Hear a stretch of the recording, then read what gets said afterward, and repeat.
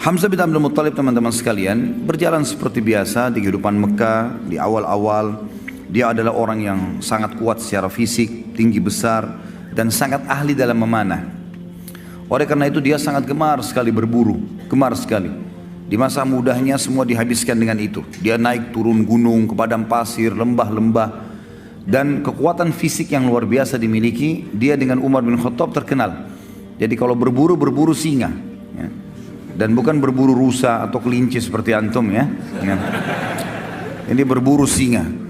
Dan singa ini kalau setelah diburu ya, dan mati, memang semasa jahiliyah mereka belum tahu masalah hukum halal haram memakan ini.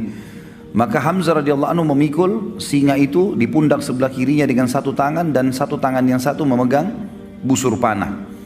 Dan untuk membunuh singa dengan anak panah ini nggak gampang. Anak panah tidak semudah itu bisa menembus kulit yang tebal. Tapi kuasa Allah, dia diberikan kelebihan itu radhiyallahu anhu. Di awal Islam tentunya, waktu Nabi SAW mengumandangkan Islam, dia tidak terpengaruh, tidak juga mau masuk Islam, tidak juga membenci Nabi SAW. Berbeda dengan Abbas. Abbas radhiyallahu anhu nanti kita akan jelaskan, dia tidak masuk Islam untuk menjaga hubungan dengan kaumnya, tapi dia suka dengan Islam. Hamzah tidak cenderung kepada keduanya, tidak ikut-ikutan membenci Islam, tidak juga mendukung keponakannya. Makanya yang paling condong mendukung itu adalah Abu Talib sebenarnya. Tapi yang jelas teman-teman sekalian, ada satu kejadian dengan hikmah Allah terjadilah masuk Islamnya tokoh kita ini dengan tiba-tiba begitu saja. Kisahnya adalah pernah satu waktu Nabi SAW waktu di Mekah selalu dicaci maki.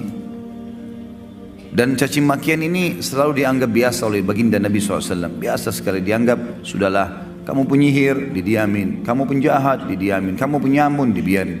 Bahkan Nabi SAW pernah lagi sujud, dituangkan kotoran unta di atas leher beliau, beliau SAW diam. Bahkan pernah batang leher beliau diinjak ya, sampai susah bernafas gitu kan. Namun Nabi SAW sabar, dibiarin saja, karena tidak ada kekuatan di Mekah. Beliau bersabar dan belum ada perintah untuk melawan pada saat itu. Tapi satu waktu teman-teman sekalian, Abu Jahal waktu melihat Nabi SAW lagi tawaf, dia mengucapkan kata-kata yang sangat menyakitkan, bahkan lebih sakit daripada melukai fisik. Namun dalam buku sejarah tentu tidak disebutkan cacian itu seperti apa. Cuman hampir semuanya mengatakan cacian itu sangat menyakitkan, bahkan mengalahkan sakitnya fisik. Penghinaan yang luar biasa. Dan tidak ada orang yang membela Nabi SAW walaupun dari suku beliau. Ada seorang budak wanita, budaknya Abdullah bin Jud'an. Abdullah bin Jud'an ini adalah orang yang terkenal sangat baik sekali di Mekah. Hadis Aisyah mengatakan, ya Rasulullah, ibnu Jud'an orangnya sangat baik di Mekah, sangat santun, suka silaturahim keluarga, suka bantu orang susah. Kata Aisyah radhiyallahu anha, ya Rasulullah, dalam hadis Bukhari Muslim, ibnu Jud'an, siapa yang tidak kenal kebaikannya di masa jahiliyah? Apakah bermanfaat amal-amal yang dia kerjakan? Kata Nabi SAW, tidak sama sekali, karena dia belum pernah beriman kepada Allah. Dia tidak syahadat, tidak masuk Islam. Yang jelas Ibnu Jud'an ini, Abdullah bin Jud'an, tidak pernah membenci Nabi SAW, tapi dia tidak masuk Islam. Ada budak wanitanya dia lewat melihat Nabi SAW dicaci maki dengan cara seperti itu, dan dia tahu tuannya ini Abdullah bin Jud'an tidak membenci Nabi SAW.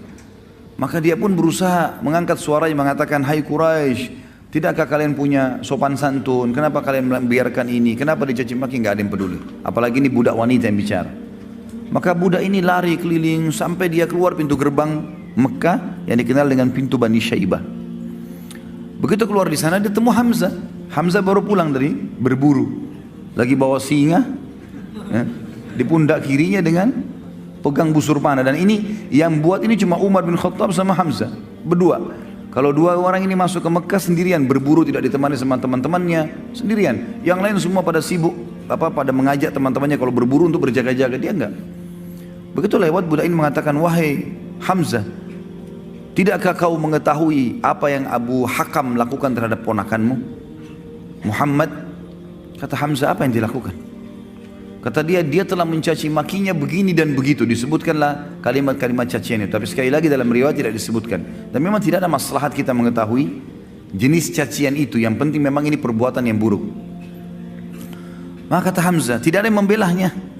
Kata budak tersebut, demi Allah tidak ada. Maka Hamzah nggak pakai tunggu pada saat itu. Sambil membawa singa, sambil memegang busur, langsung datangi Abu Jahal di dekat Ka'bah. Tidak pakai banyak ngomong. Singanya ditaruh di sebelah situ, kepalanya Abu Jahal dihantam dengan busur. Berdarah, luka. Karena Abu Jahal waktu itu dianggap rajanya Mekkah lah istilahnya, orang yang dituakan di situ. Maka orang-orang sekitarnya mau membela. Kata Hamzah, silahkan, maju silahkan, siap untuk mati. Hamzah mau membela.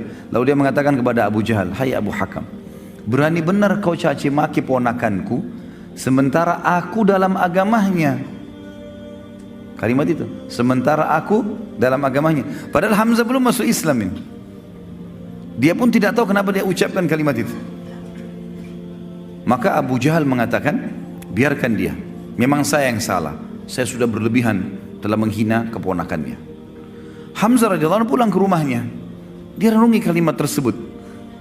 Kenapa tadi saya ucapin nih? Apakah besok saya harus kembali ke Quraisy dan mengatakan bahwasanya saya bukan di agamanya Muhammad?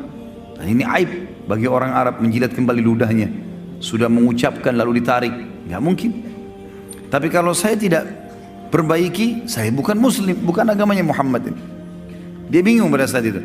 Pada malam itu dikatakan dalam riwayat-riwayat yang sahih, dia berdoa kepada Allah mengatakan, ya Allah, kalau agama keponakanku Muhammad benar, tanamkan dalam hatiku. Dan kalau seandainya tidak benar, maka hilangkanlah, berikanlah aku solusi dengan Quraisy.